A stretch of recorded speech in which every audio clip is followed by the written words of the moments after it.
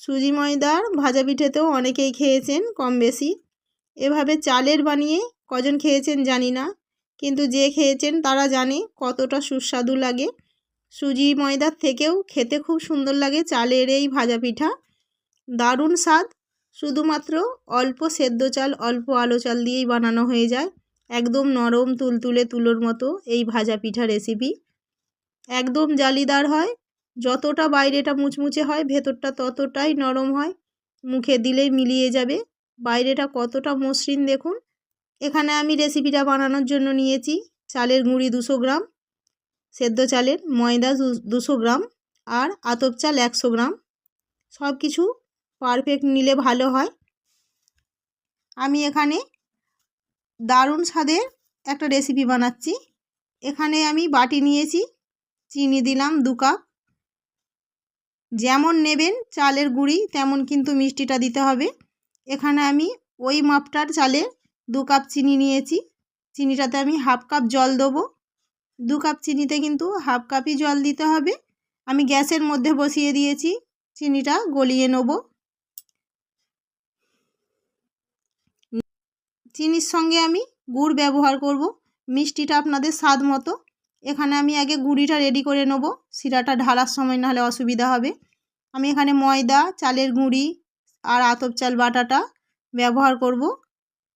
যেহেতু আমি আতপ চালটা বেটে নিয়েছি, আপনারা গুঁড়োও করে নিতে পারেন, কোনো অসুবিধা না। এখানে আমি আতপ চালটা দিয়ে স্বাদ মতো লবণ দেবো।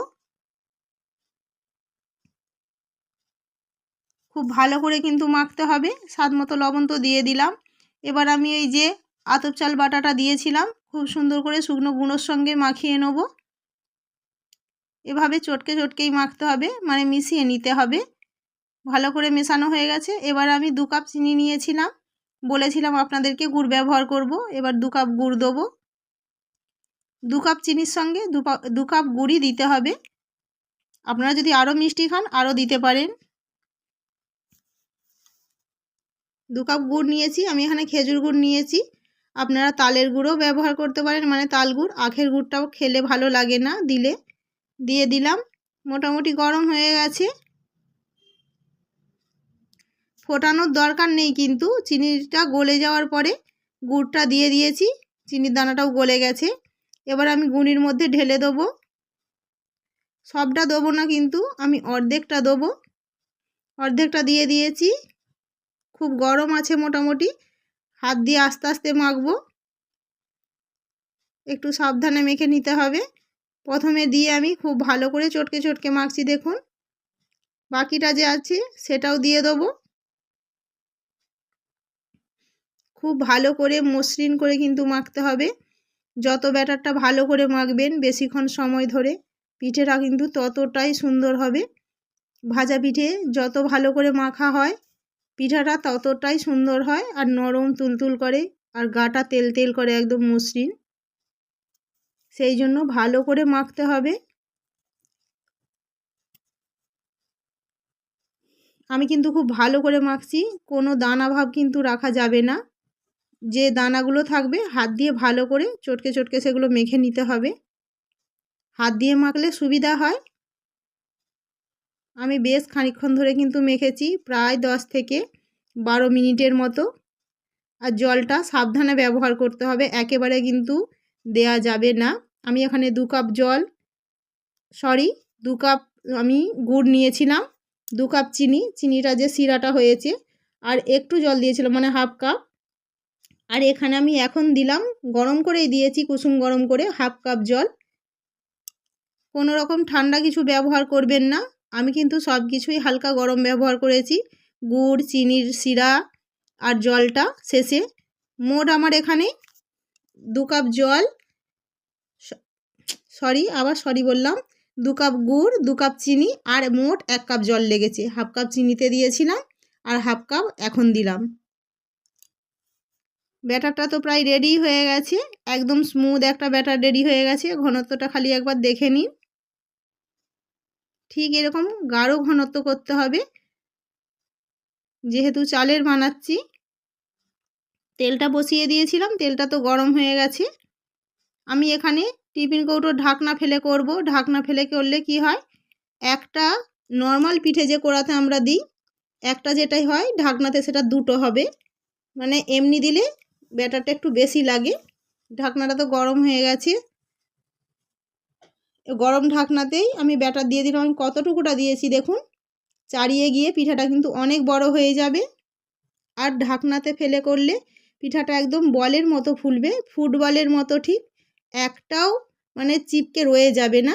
ঢাকনাটা দেওয়ার সঙ্গে সঙ্গে দেখুন আপনা আপনিই ছেড়ে গেছে পিঠাটা ঢাকনা থেকে। কতটা ফুলেছে, ওল্টানো যাচ্ছে না। ঢাকনা দিয়ে করলে অনেকটা সুবিধা হয় আর খুব তাড়াতাড়ি বানানো হয়ে যায়। ঢাকনাতে বানালে সময়টা কমও লাগে, তেলটাও কম টানে পিঠার মধ্যে। আর কড়াতে বানালে কি হয়, সময়টা একটু বেশি লাগে আর ব্যাটারটাও একটু বেশি লাগে। সেই জন্য আমি বলবো আপনাদেরকে এইরকম ঢাকনা ফেলে পিঠা রেসিপি বানানোর জন্য, বিশেষ করে এইরকম ভাজা পিঠা। আমি তো গোল্ডেন কালার করে ভেজে নিয়েছি, খুব ভাজবো না, তাহলে কিন্তু পিঠাটা শক্ত হয়ে যাবে, যেহেতু চালের। আর চালে গুড় দিয়েছি বলে কালারটা তাড়াতাড়ি চেঞ্জ হয়ে গেছে। আবারও একটা বানিয়ে দেখিয়ে দিচ্ছি। আমি কিন্তু একদম সামান্য করে ব্যাটার দিচ্ছি। এত ফুলে বন্ধুরা, এই ঢাকনা ফেলে করলে না দেখলে বিশ্বাসই করবেন না।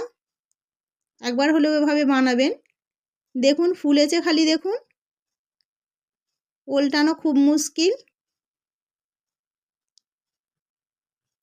ফেটে গেছে, এতটাই ফুলেছে, ফেটে গিয়ে ওল্টানো গেছে, মানে ফুটো হয়ে গেছে। এবার আমি আপনাদেরকে একটা নর্মাল বানিয়ে দেখাবো যে কতটা ব্যাটার লাগে আর দেখতে কি বিচ্ছিরি হয়। আর তেলটা প্রচণ্ড টানে ভেতরে। সময়টা কত লাগছে দেখুন, খালি কোড়া থেকে উঠতে, মানে তোলাটা থেকে ভেসে উঠতে কতটা সময় লেগে গেল, কিন্তু টিফিন কৌটোতে এত সময় লাগে না।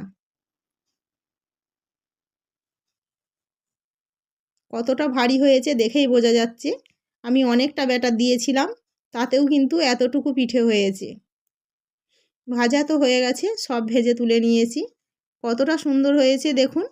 আর যতগুলো আমি টিফিন কৌটোয় ফেলে করেছি সেগুলো বোঝা যাচ্ছে, আর যেটা আমি নর্মাল ভেজে করেছি সেটাও বোঝা যাচ্ছে আঁকা বাঁকা হয়েছে, গাটা অতটা মসৃণ হয়নি। খুব সুন্দর লাগে খেতে।